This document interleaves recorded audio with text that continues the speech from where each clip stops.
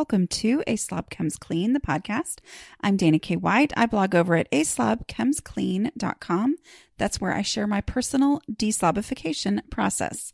As I figure out ways to keep my own home under control, I share the truth about cleaning and organizing strategies that actually work in real life for real people, people who don't love cleaning and organizing. Thanks for joining me today. This is podcast number 296. And I'm calling it Putting Away and Putting Away Again, because putting things away is not natural or fun, but it has to be done. Anyway, so I'm talking today with Cindy, who I just liked her. So I like everybody that I talk to, but I just like Cindy so much. We had a good time talking, and she talks about, having great organizational systems, but then they're empty, and the stuff that's supposed to go in them is piled in front of them. And anyway, so we talked about just things that I know a lot of us deal with is doing this. She's also has gotten rid of a lot and is in a situation now to have to significantly downsize. And so we talked through that. So yeah, I really enjoyed this conversation with her. A couple of things before we get going on the conversation. I did want to tell you that I have finally finished. My son and I started working on it in September, which is hard to believe because it's now May, which is basically the whole school year. But anyway, we started working on a meal planning course, a course where I take you through 2 weeks of meals using and learning my system for getting dinner on the table super fast. And that is, pre-cooking ground beef and chicken breast. And so basically it's a lot of the same recipes that I've had on the site. I've explained how to do that before in podcasts, but this is going to talk you through, give you the grocery list, give you videos for each meal where I show you how to do it. And I talk to you about it, how to adjust things for your family's taste, and basically how to learn this style of cooking that then you can apply to whatever. Like you can apply it to the favorite recipes that you already have, but I give you the actual 2 weeks worth of meals, which honestly for our family, because a lot of times on the weekends we'll eat out or something, would stretch into almost 3 weeks worth of meals. But it's 14 meals that I talk you through anyway. And I'm really excited about it. It's $16, so it's not very expensive. And anyway, that I hope. Here's the problem with sending stuff to an editor. You guys, I am working on this thing furiously to finally get it ready to launch, and it better be ready by Thursday when this comes out. But anyway, go to aslobcomesclean.com/make-dinner-happen. All one word, make dinner happen, and find out more about that. Find out if that's something that you would be interested in. On that page, I have listed out all the recipes. I've listed out all the ingredients because it's not vegan and it's not paleo and it's not, so I don't want you to think you're getting something that you're not getting. So you already know what all the recipes are, and you already know, not the recipes, but what all the meals are and what all the ingredients are. So that there are no surprises. My goal here is not to trick you into buying it. Okay. My goal here is it may be very helpful for you. I believe it's very helpful. I've actually enjoyed doing this. Anyway, but it's there. It's $16. So go and check that out. aslobcomesclean.com/make-dinner-happen. I also wanted to let you know that the final episode in the podcast series that I have done with goodchemistryliveshere.com, where I interview different scientists about, using products, antimicrobial products and stuff like that. The one that is about reading product labels, like how to and why it's important and all that kind of stuff. That one will be coming out early next week. That's a bonus podcast. It's an extra podcast. So it doesn't replace the ones that come out on Thursday, but it's an extra one. So just kind of know that that's going to pop up in your feed. And I encourage you to listen to that. Okay, here we go. Here's Cindy. Thank you so much for coming on the podcast, Cindy. You're welcome. I'm so glad to get to finally meet you. Well, I'm so excited for you to be here. Have you been on any of the Zoom calls that we've had as a group? No, I haven't been able to do those. Yeah, we But I'm tried. excited to talk to you in person. Well, yeah, I know. It's so fun to like get to see real people and figure out, oh, these are the people I've known online for a while. These So, are my people. This is my tribe. exactly, exactly. So tell me about your unique life situation. I have 6 grown children, Wow. 7 grandchildren. Oh, congratulations. And so I have an enormous, like 6 bedroom house, and it's just huge. And it was really a lot easier to take care of when I had 6 little servants. But since they all moved away, Yeah. I did have them all working because we have one simple rule. If you don't work, you don't eat. So we had like, I'm cooking lunch. You better hurry and get all your lunch chores done so you can sit at the table when I get it ready. And That's fun. it was so much easier. And then when they moved out, I was like, oh, I think it was me that was the slob. It wasn't really them. It was more of, I don't pick up after myself. Oops. So now, after 34 years of marriage, my divorce will be final this week.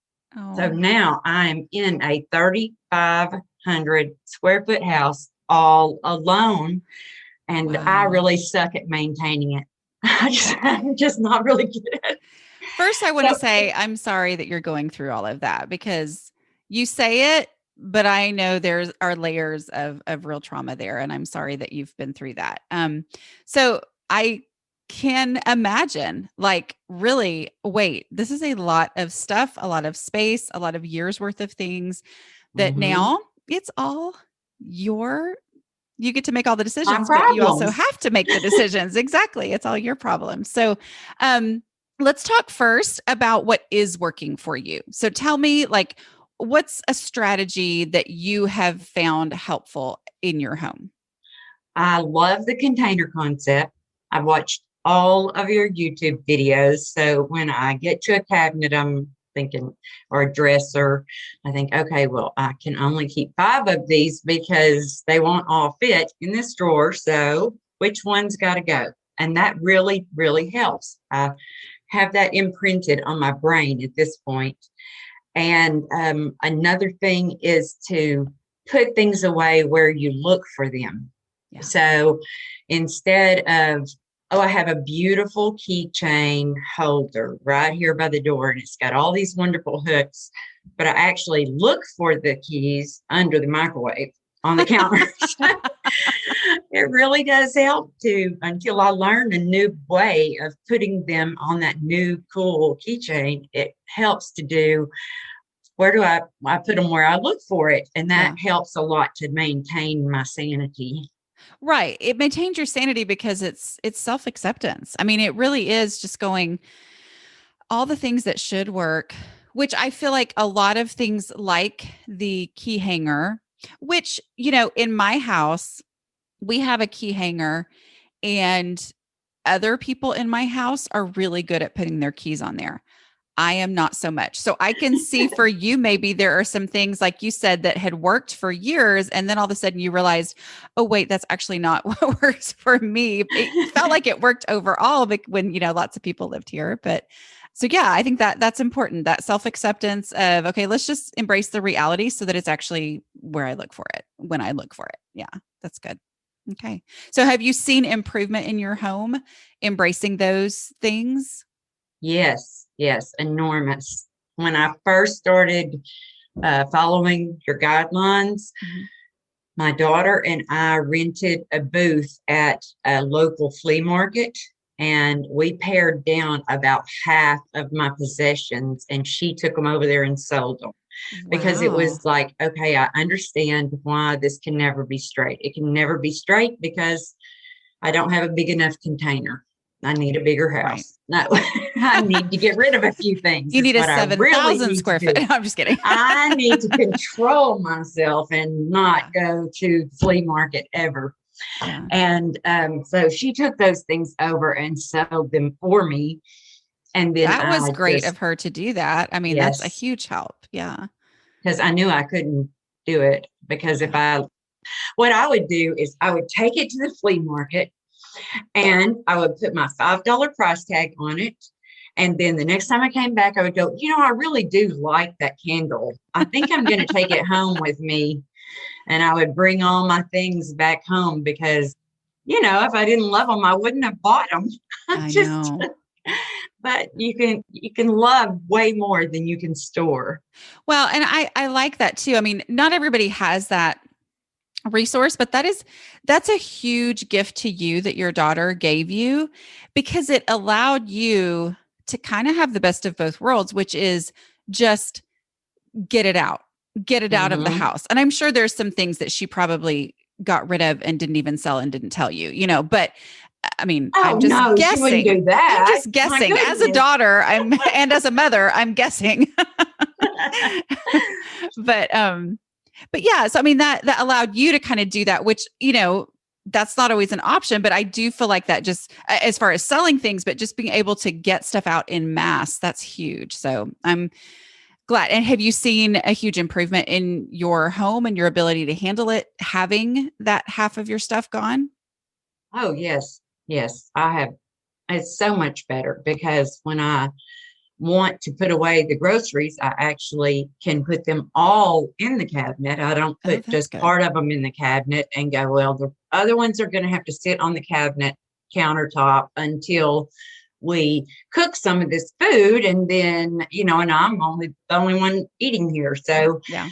I have gotten rid of like a whole shelf of coffee cups and a whole shelf of Tupperware containers and things like that. So now I have lots of room to put my canned food, put my sugar and flour and things like that. And I can just put it up there so much more neatly. And actually just taking it in the bag and setting it on the counter, where I always thought I would have to have containers. I would have to have like the certain size 5-pound flour container that I put 1 5-pound flour bag in, and I set it on my counter, and then I stack them all beautifully.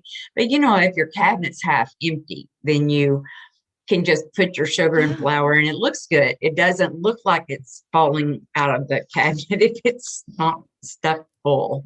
I cannot agree with you more. That is like, it's honestly one of the things that I struggle with because, and this is my own random story, but like, because people will be like, oh, you're a decluttering person. So they'll want to interview me for whatever. And they're like, okay, so what should we get for the cabinet? And I'm like, no, you don't understand. Like, if you just have less in there, you can just put things and you don't need fancy systems. There are some systems that help. I mean, absolutely, there are some things that help. But as a general rule, the solution to you feeling like can't put my groceries away is not that you need some fancy system. It's that you need to declutter so that you can just put them away. And then it's, it's like that whole overthinking thing that I think, at least I personally struggle with, the overthinking and overanalyzing and overplanning and all that kind of stuff. But anyway, I probably have a dozen spatulas. They're different sizes and they're different shapes and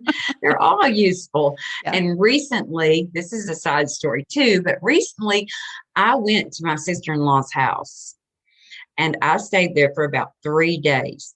And I opened the drawer where her spatulas and spoons and all that stuff was. And the drawer was probably 2 foot wide and she had maybe 6 items in it. Wow. And I went and got my phone. I took pictures. I sent them to everybody. Because I've never seen anything like this. A 2 foot drawer with just 6 items. And she survives. It is so beautiful. And she's like, well, why would I need more than 1 spatula? Well, why would I need more than 1 spoon? I mean, I only have 1 stove. And I'm like, well, okay, yeah, whatever. Well, it's a different mindset that we can really learn from. And like you said, it's beautiful. And like you said, you were there 3 days. And so most likely you saw that she was able to function and do whatever she needed to do with the 6 items that she had in there. And it was beautiful and it was easy to put things back in there. Now, there are those of us like it would be hard for me to only have 1, but at the same time, knowing it's possible to have 1 is really helpful for me as I go, okay, well then I need to purge down to the limits of the drawer that I have. It may not be down to 6, but I want it to be usable like hers was and get it down. So that's great. My mother-in-law, I know I've said this before, but she what I learned from her was she didn't even have most gadgets. I mean, like she would use her serving spoon from her like cutlery set or whatever you call it. I don't know, silverware set, to stir something in a pot. Like it just, she didn't have a set of 15 wooden spoons, or whatever that in my mind you have to have, Right. So, You need the metal spoons and you right, need the wooden spoons and you right, need the rubber spoons or right. silicone spoons Right. So and I would look at her when I would look at spoons my with own. holes. Spoons without Exactly. holes. I have to have at least 20. Oh yeah. Spoons with holes for sure. Yeah. But yeah, as I would look at my stuff, I would know that I needed to declutter and I was trying to purge down. I would remind myself that she survived without hardly any of it. And she never called herself a minimalist or anything like that. But I think part of it was that mindset of why do I need this? And while I'm not a minimalist, it helps me to see other people functioning that way. So that's really cool that you were able to, to observe that and see. Yeah. And I have also to I say, think you, be like Cherie, be like Cherie, but be like Cherie. don't you think you understood more the value of that because of the own decluttering that you've done in your house and what you were just saying about, well, when the cabinet's cleared out, I can just put my groceries away and I don't have to have any kind of fancy Exactly. system. And so it's like, oh, it all kind of works together now to observe what she was doing. That's Plus, she great. never has dishes in the sink. She doesn't have a lot of dishes. So Mm-hmm. why would you need them in the sink? You've got to wash them for the next Yeah. meal because you only have one spatula. Yes. So I keep a sink full of dishes sometimes. I like that, but I Well, don't have to. I know it's possible to not do that. right. Well, and the dishes and the decluttering go so well together. Getting the dishes under control helps you trust that you don't need as many of these things. And then not having as many of these things makes it easier to keep the dishes under control because, like you said, you have to, you're forced to. Okay, let's move on to your questions that you would like to discuss, your situations in your house. Okay, one of the problems that I realized that I have, even before I got rid of half of my things, like in my craft room, I have cube shelves. And the cube shelves have the doors that open and they have the drawers that my wonderful youngest son installed for me. So I have 8 drawers, and then I have like 4 of the cubes where you open the door. And then I have another cube that's open. Okay, the cube that's open without doors is full. It's got all like scrapbook papers and it's got yarn. It's all full. But then Full or overfull? it's definitely overfull. Okay. Okay. But the other side where the cabinets are and the drawers are, they're totally empty. There's not a single thing in any one of those cabinets. So I have extra things that are spilling out of one cabinet, and yet I have a mental block that keeps me from putting away things in the cabinet that has doors and the drawers that you pull out. Okay. And I just think there's got to be a way to overcome that block in my brain because I have like a laundry basket sitting in front of them full of stuff that I could have put in those cabinets. Okay. So let's talk through this a little bit. Have you ever put anything in those cabinets? No. Okay. No. So it's literally nothing has ever gone inside those cabinets. So it's not like you filled those cabinets too, and then over time everything came out and never went back. So that's not the issue. But then the other one, how hard would it be for you to, and I'm not suggesting you remove the doors. I'm just asking, like, is that something easy to do, or would that be something difficult to do? Sometimes I have a block about, well, I spent a lot of money for those doors and I spent a lot of money for those drawers to be installed on those cubes, but it's very possible to remove them. So let's talk about before you take doors off, because I know I occasionally will have people say, oh, well, it's good that you leave cabinet doors open. That it's a trend now to have open shelving. And I'm like, I don't want open shelving. I may leave cabinet doors open. I may leave stuff on the counter, but I want to be able to shut the doors, so like that's important to me. Oh, okay. Let me ask you this. You said that the other spaces are over full. Are they over full, but sort of organized, or are they overfull and out of control? No, they're well organized. They are well They organized. are organized. Okay, so you are keeping things organized, Mhm. even though you could probably get rid of some, but it's basically organized in this space. Okay. Here's what I would say as the first thing to do would be purposefully put things away in those things. So take that laundry basket that's there, which is likely, I'm not saying for sure, but it has likely collected some other random things over time that maybe weren't supposed to go in that cabinet. But take that laundry basket and make that a decluttering project of the laundry basket to put the things in that cabinet without taking the doors off first. Because realistically, I know we're going to talk in a little bit about you downsizing and things like that. So you may want to leave these pretty doors on there the way that they are, right? So put the things from the basket into those things, because into that cabinet that does have the door, and try to live with it for a while. Okay. Like I understand that it's not your most natural thing, but it is something that can be done. We'd be saying something different if you had put stuff in those cabinets 6 different times and then it kept ending up in the laundry basket. You know what I mean? At that Yeah. point, I would say, okay, then we need to take the doors off. But because they're there and because it exists and because it's a, beautiful system, go ahead and put stuff in there and see what happens. Live with it for a while. And then if you find that you are not putting things back in there necessarily, but instead putting them in front of the cabinet, which is kind of the impression I had. That's what I was thinking when I read your question earlier. Um, Yes. but if that happens, work on tackling that in 5-minute pickups. But until it's been put in there, it's not a real home as long as it's in the laundry basket, right? Yeah, the laundry basket is its home. That's where I want for it.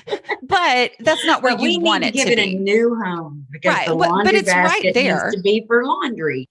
But So, it's right there. It's right there in front of that cabinet mhm. that in your mind, this is the cabinet where it should go. I don't know why it's not in here. Well, let's put it in there for the first time.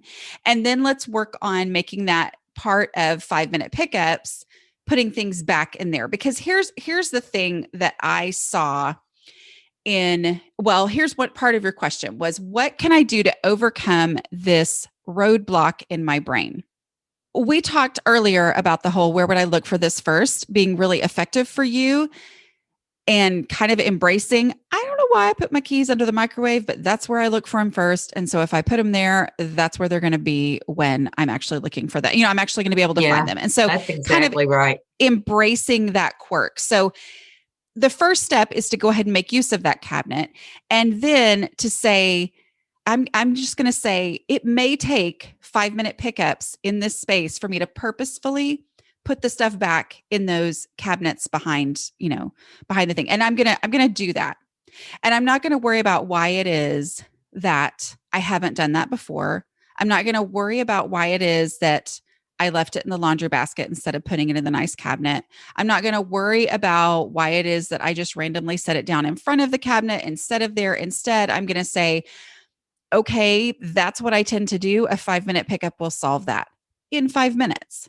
And Right. so I'm going to go ahead and be purposeful about it, because I think that's one of the things. It's one of the things for me that I've had to do is, instead of worrying about, I wish I did things differently, instead say, okay, well, then what can I do to combat the way things naturally go in my house? Right. And does so that, it's like practice. It's like I just need to practice that, maybe write with a post-it note or something. Oh, I could take a picture of the contents and put it on the outside, and it would be like there's no door. that's a great idea. No, I mean, yes, it's practice, but be aware that the final solution might be the 5-minute pickup, as opposed to Mm-hmm. practicing this until it's not a problem anymore. That would be great if it's not a problem anymore. But But that even might if not change. the solution might be the 5-minute pickup. Do you see what I'm saying? Yes, I So, absolutely do. and then over time, if you start to realize, okay, this stays under control. The part that I can see, the part that's behind the doors never stays under control, even though I'm doing the 5-minute pickups, and what's the difference between these two spaces, the doors, then maybe you take the doors off. But I think for now, there's no reason to do any kind of construction type things. Instead, let's just take an hour, which would probably honestly be kind of fun, right? To put things Mm-hmm. in the In a slots. craft room. Exactly. It's everybody's dream is to have this kind of craft stuff. So take advantage of it, but also just realize this might be the solution, is the 5-minute pickup, as opposed to a way to find a solution. I know that's kind of a distinction, but it's that self-acceptance of how things may have to go. That's really good. That's, the mental part is accepting yourself and not feeling like I'm just such a terrible person because I can't make this work. It really does help for me to focus on that. So I think that's a great idea to say, look, I just don't think of it. So I will just every day, like before I load the dishwasher, I will just go and do 5 minutes and keep the things out of the basket and take the basket back to the laundry room. Right. Which the clarification here is that sometimes the hesitation to accept yourself in these types of situations is that, well, if I accept myself, then that's accepting the situation and giving up. And that's not at all what we're saying. Instead, we're saying, accept how your brain actually works so that you can find a solution that actually works for you. Where if you don't accept how your brain works and you keep trying what somebody with a completely different brain style does and says is supposed to work, but that's never going to work for you, then you're stuck in that same situation. You know what I mean? Instead, accepting yourself and going with that is what's actually going to help you improve this thing that's been driving you crazy. And look at that. Now I have had my therapy session for the day. That's very good. I am not a love therapist. yourself and love that you not love that you're a clutter person, but that you are okay no matter what kind of person you are. It's okay. Well, we can do it. We do the best with what you got. There's a solution. And I think that's the thing, is you have to accept that you may be different so that you can find the solution that does work for you. Okay, let's talk about your second question. Which is going to affect my putting things away too, because now I have already a few years ago got half of everything out of the house. And then I decluttered a husband. And so now I am going from 3,500 square feet to less than 1,000 square feet. And I have, my whole life worth of accumulation. And I know that you had said on one of the podcasts that you had done this with putting a parent in assisted living or something. And I don't know if I will be going back into a bigger house or if I will be staying in a small house. I kind of have an uncertain future at this particular minute. Right. First, I just want to admit, I just want to tell you that it's okay to say this is daunting. I mean, this is huge. When you think 3,500 square feet, which is what a lot of people listening think would be the solution to all of their clutter problems, would be to have that much space. You know what I mean? There are people out there with 6 kids who are like, that would solve it. That would be my solution. And you're here to say, that's actually, not your solution. That does not work. But to know that 3,500 square feet to 1,000 square feet, which is different than square meters. I need to say that for my people who live in other parts of the world, because that sounds huger than it is. But 3,500 square feet is a very large house. 1,000 square feet is, normal in a lot of areas, but it's a huge, huge difference for you. So yes. And your question here on the paper said, where do I even begin? Okay. And then you also, did I see somewhere that you're thinking this is about a year as a timeline, or did you have some sort of a timeline? Well, I have, because of my changing situation, because of my changing life situation, I cannot afford to maintain this home. Yeah. I can stay here.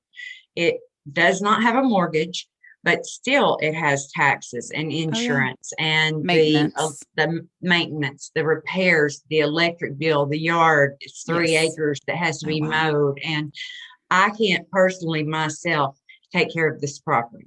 Right.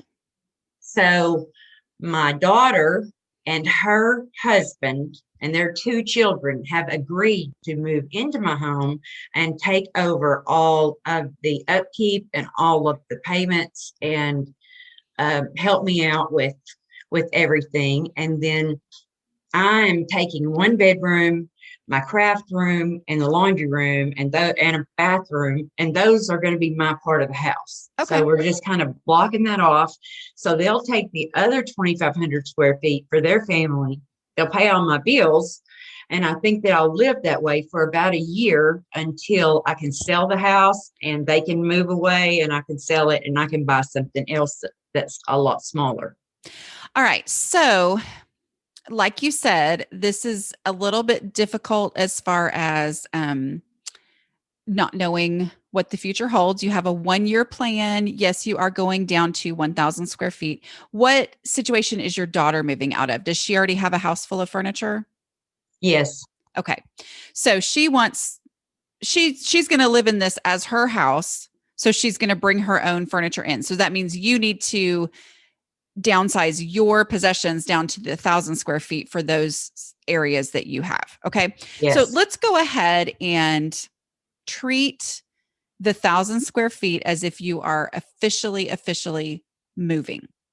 Okay. Because I Yes. think, don't you think that would help the transition and y'all's relationship if you don't expect all your stuff to stay, even though some of it probably will, like I'm assuming the refrigerator and the stove and all that, so that's kind of stuff Right. that you don't have A to worry few about. things that, it's easy to say, hey, it's mom's fridge, Right. but as far as my clothing, it all needs to go into my closet, and my craft stuff does not need to be in the kitchen. It has to go back into my craft room. And I'll have, a tiny space that I'll call a sitting area or living room. Mm-hmm. And, my, things that I put beside the recliner, my lamp, my chargers, all those things. So I do need to put those in that space. I wondered, should I just empty the space, which is not what I don't think I could do that. I don't think I could just empty those rooms, because then they would be piled up everywhere and I wouldn't be able to deal with it ever. But I had thought at one time, okay, well, let's just empty the 1,000 square feet and then I'll pick the things I want and just put those back in there. But I think that that's going to make a bigger mess than I could even comprehend. Do you already live in one of those rooms? I'm using all the rooms. Yes. All the rooms are in use. Okay. So I think let's view that as an apartment that you're moving into. Okay. And so it has a bedroom, a living room, and then your laundry room, correct? Mm-hmm. Okay. Yes. So those are the things, which most likely wherever you move after this, that's basically what you're going to have. You're going to have a bedroom, a living room, and probably a kitchen, but we're not going to worry so much about that part of it. Okay. For right now. So the thing that, it sounds like a plan, and I'm so thankful that your daughter and her husband are, willing to do this and are going to be helping you out with that. And so I'm glad you have that. I do know that, you can plan. We all know this in life, right? And I think we especially learned it in 2020. But we can plan, but we can never guarantee. So what I have where I have come through the years is the main regrets I have about living spaces is that I worried too much about the next living space instead of embracing the space that I was living in right then for what it was. Okay. That really makes me happy to think about that. If I think this is where I'm going to be, this is going to be my bedroom, I can pick my very favorite things and not just say, okay, well, I'm going to pack up all my favorite things because I'm going to put them in my next house wherever I move. But that's a great idea, to just take the things that I want in my bedroom that I'm living in right now. I think that would make me happy. Right. It's bring joy. It's freeing. It's the container concept. It's the embracing the reality that you have right now. And you can either have a terribly stressful year of bumping into things and trying to hold on to stuff, or you can have a year where you have a cozy little nest and you can enjoy the fact that you're living in your house, with your grandkids, but you also have your own space where you can close the door and feel like you're in your own cute little apartment. I mean, it's that embracing the reality of that because, my story is that I lived in a rent house for a year before we moved into this house. And this was years before I had grasped any of this. It was back when I was trying to just keep everything. And, I brought my daughter, who turns 15 today, as we're talking. She came home from the hospital. We were just talking about it the other day. And I always joke about it. I'm like, yeah, and we brought you home from the hospital and we put you in the closet, because that was the space that I thought we had for her. This makes me teary. Anyway, but that was the space we had for her, I thought, when in reality, I actually had another room that I was using as my eBay room, which was a storage room. And I look at that and I think, I wish I would have just embraced this is where we are right now and gotten rid of stuff that eventually I got rid of anyway. So I wish I would have just not moved it around from, the one house to the rent house to the new house, and all this. I mean, it just, and anyway, I'm blathering here, but my point, my point is to embrace that time, that year. Oh yeah. At this point, I have a lot of fear, not knowing what I'm going to be doing and where I'm going to be going. But the thing is, like right now, if I got rid of my sofa and I wanted another sofa, there's nothing that I could do to buy another. I can't do that right now. But when I sell the house, I can replace that with something that's just mine that I love. Because at that time, I will have the house money to buy a house and to put some furniture in it. So I think I have to remind myself that even though I'm broke totally right now, that I will be able to buy another one at another time. And, even if I can't buy a new one, God will provide. It'll be fine. I will have a couch. I'm not going to do without whatever I need. Well, and honestly, how fun will that be?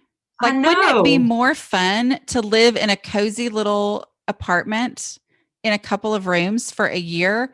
And then when you sell the house, have this wonderful challenge. I mean, you mentioned the flea market, before. I'm like, how fun would it be to have the opportunity to furnish a house perfectly, knowing not perfectly, because none of us are perfect, but you know what I mean? Right. Knowing the things that you know now because of everything you've learned as you've been decluttering your house. I mean, you're a different person now than you were when you were gathering the things that you had to declutter. And so you're going to gather things differently, but it's going to be really fun and exciting instead of, wasting this year and feeling frustrated over your space. So let's talk about the practicality of this. We kind of talked about the mindset part of it. So when you do the math of going from 3,500 square feet to 1,000 square feet, I mean, like that's a lot. I mean, that's getting rid of 2,500 square feet worth of stuff, which is bigger than my house that I'm living in right now. I mean, like that's a lot of stuff.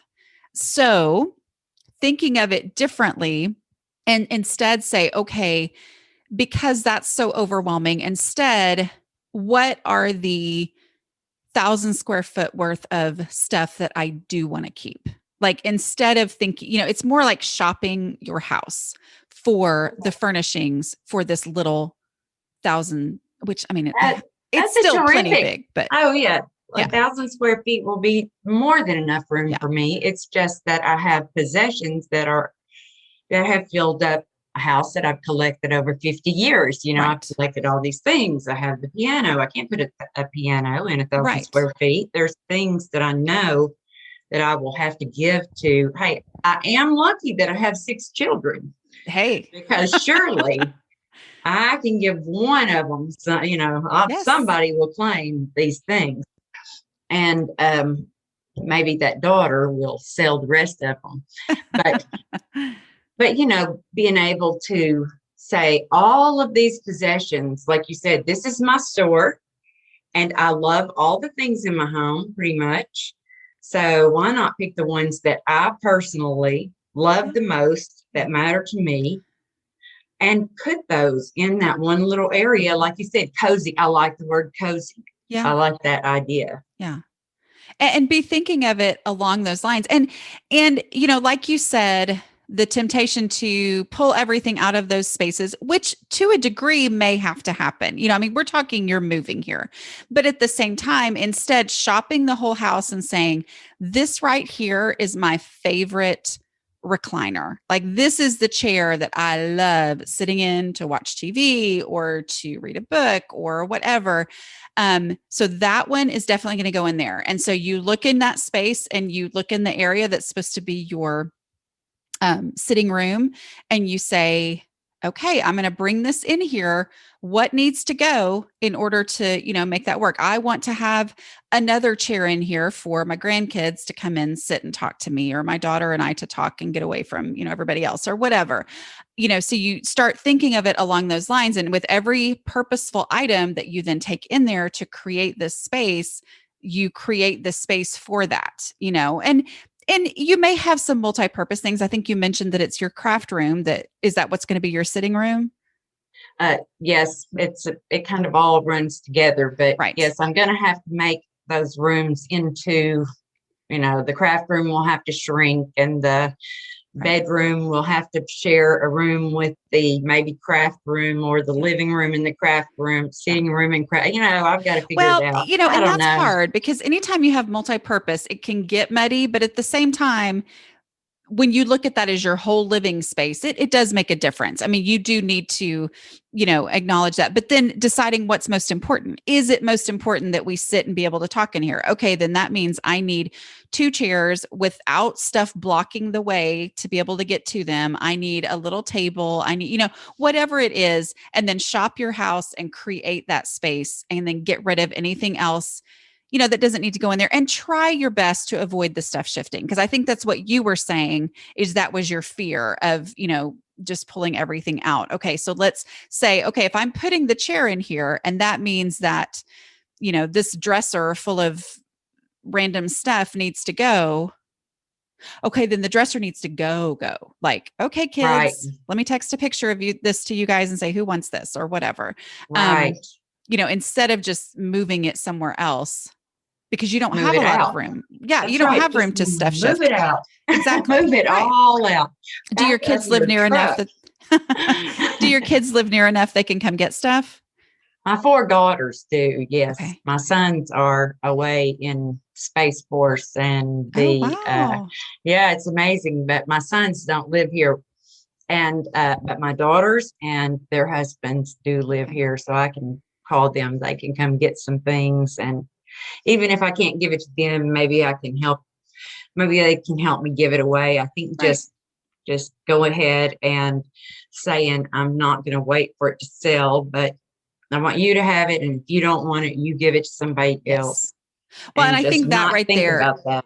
I carry it on my shoulders. I That's carry key. The weight of that. If you can have that mindset of, I'm going to offer this to them, and then if they don't want it, I'm free to just let it go. It's like I've done the offering. Okay. Do you feel ready to tackle the downsizing? No. I'll never. Do you feel like what we talked about will help you get started? I think, yes, I think I really am. I really think that, I don't want to do it, but it has to be done. And I'd rather just go watch TV. I'd rather not deal with anything, but it's going to have to be done. Yeah. It just, there's no way I can get out of it. It has to be done. So I should put on my big girl panties and get these things which don't own me out of the house. And, the truth is, now that I have been maintaining the huge house and cars and everything by myself, is that everything that I own really does own me. Mm-hmm. Because I have too many small appliances. And when one doesn't work, then I have to put more money into it to get it repaired, or I have to go buy another one. And I've become dependent on having certain things. And then you've got 6 bar stools and 2 of them break. Then what do? You've got to spend money, you've got to spend time, you've got to do the repairs. And so I think maintaining less will really help me to make the adjustment, because not only am I going down to 1,000 square feet, but I'm going down to that many possessions. Yeah. And I'm selling other things that we had around the house of value that I am selling for money, for cash, not giving to my kids, but selling those things. And that will help me to, for groceries and things like that in the next few years. But also selling like an excavator, you sell that, you don't have to maintain it. You don't have to keep it greased and keep it put where it needs to be, or where, just all the things that I don't want those things to own me.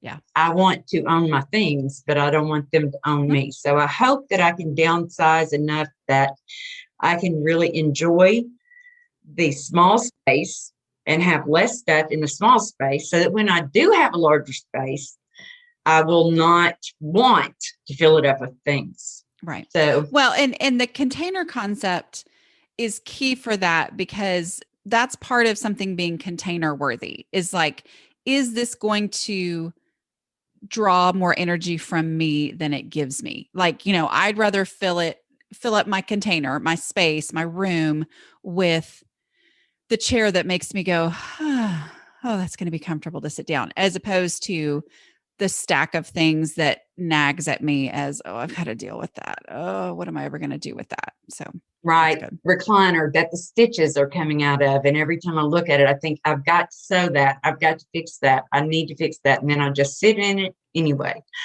So it would be better to just keep the one that does not have torn stitches and just live in it. That's good.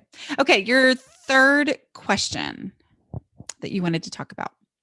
Well, I think we've already covered some of this, but my third question is, when I get overwhelmed with my frustration, because I have the same kind of brain, I have that I don't tend to naturally keep everything tidy. I don't tend to normally keep everything put away. I do have to say, okay, at this time, I have to load the dishwasher, because if I don't, it won't get done. Or, I don't think that 6 utensils in a drawer is a good idea. I think that's kind of, I wouldn't like that. I stuttered through that, but I wouldn't like it. And so I really want to do well. But like you said before, it's a mindset. And I get so overwhelmed and say, I'm such a bad person. Why can I not put these things away? They're like 4 feet from where they go. Why can I not just put it on the place where it's supposed to be? Why do I drop it by the door? Or why do I just start condemning myself and feeling so disgusted. Let's talk about that. I mean, I think we have discussed that. We have discussed that frustration over why is this so hard. So let's look for some specific things that do help. Okay. So you said that some things that helped you were the container concept and putting things in the place where you would look for them first, which sounds like the process of going through the 5-step decluttering process makes you feel successful. Right? Okay. Makes you do things in a way that, because you've embraced the container concept, which every time you do that, you start to feel more in control of those things because they are within boundaries. Okay. Right. You have taken things to the place where you would look for them first. So you feel in control. So I think as you start to feel those frustrated feelings, tackle a visible space, follow those steps that you already know work, that already make you feel successful, and go back to those things. The other things too are the 5-minute pickup. How much do you do 5-minute pickups? Oh, you can be honest.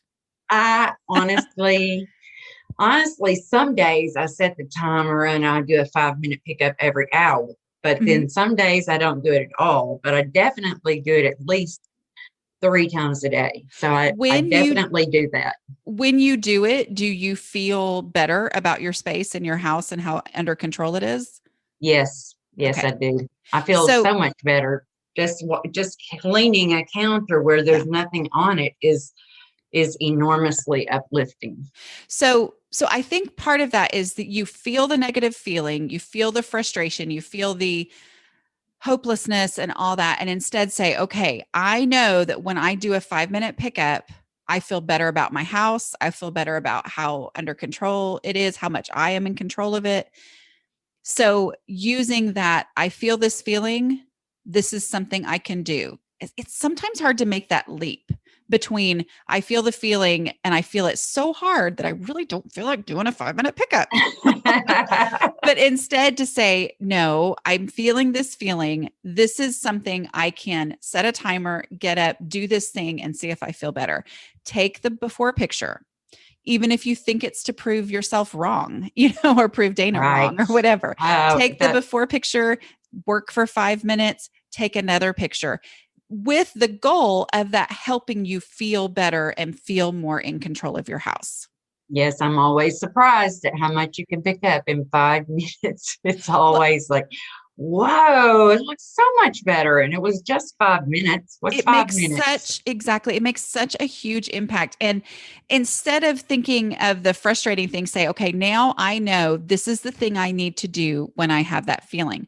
The other thing, and I don't know, we didn't really talk much about dishes other than you said, you usually have some dishes in your sink. And so I don't know how much that's overwhelming to you, but that's the other thing that I will tell people is when you feel that overwhelmed, frustrated, why is this so hard? Go do the dishes, because it gives you something practical and physical and legitimately impactful to do in that moment where you feel frustrated that will make an impact in your home that's going to help you start to feel under control. I mean, it's not going to finish everything, but the main goal in those moments is to work, somehow combat that feeling of frustration and hopelessness. So Right. To be encouraged. right, right. Just take that encouragement of what I can do instead of what I can't do.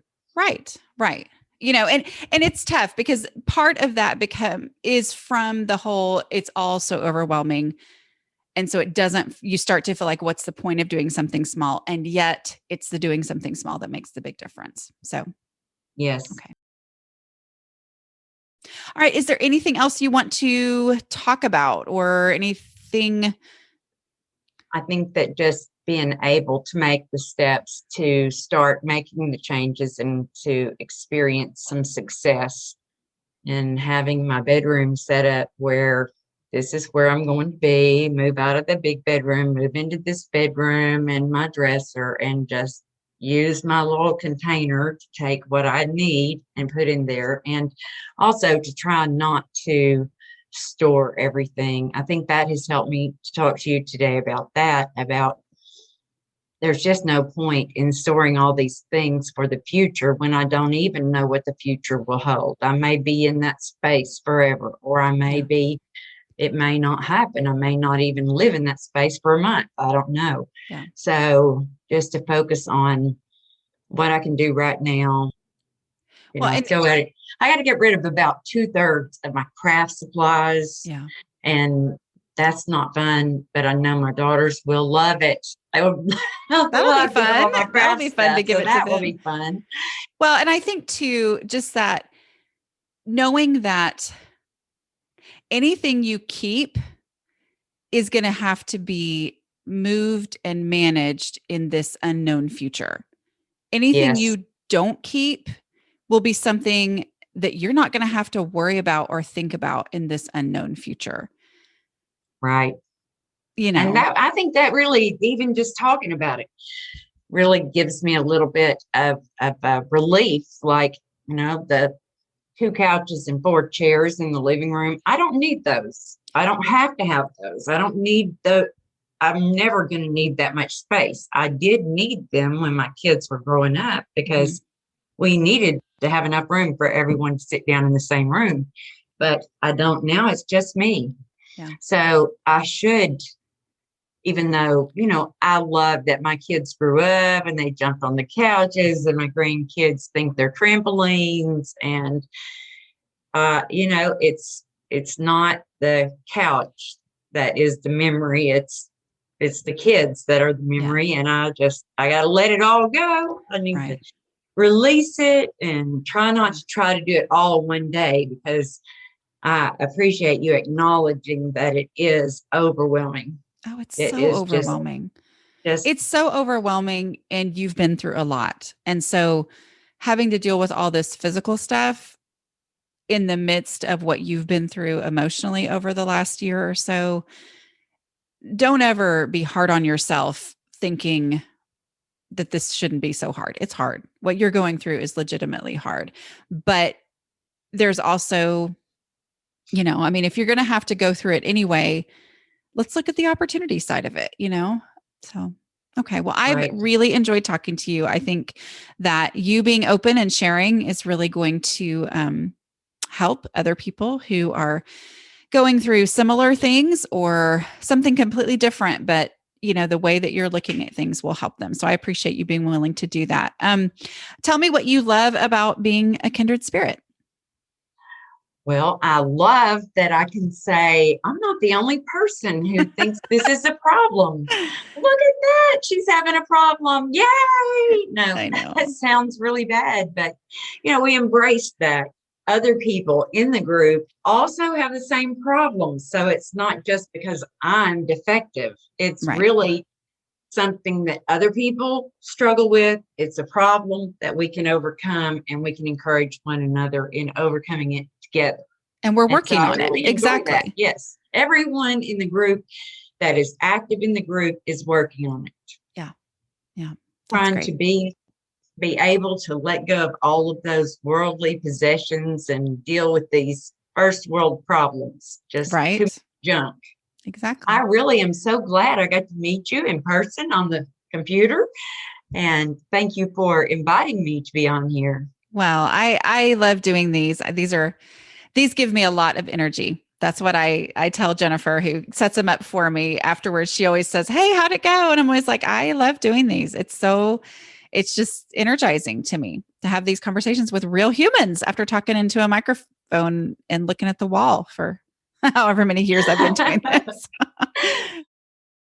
Didn't you love that conversation with Cindy? I just appreciated her being so open and honest and just talking through things with me. I really appreciate that. If you want to be a kindred spirit, like we talked about, if you are interested in applying to do one of these strategy sessions, I do take those from my kindred spirits who are patrons of the show. So go to patreon.com/A Slob Comes Clean to find out more about that. Also, don't forget, if you want to use this coming up summer as a time to figure out a different style of cooking so that you can get dinner on the table super duper fast and with low stress, go check out aslobcomesclean.com/make dinner happen and check out my new course. I'll also put the link in the show notes, but it'll be there as well. All right. I will talk to you guys next week. Bye.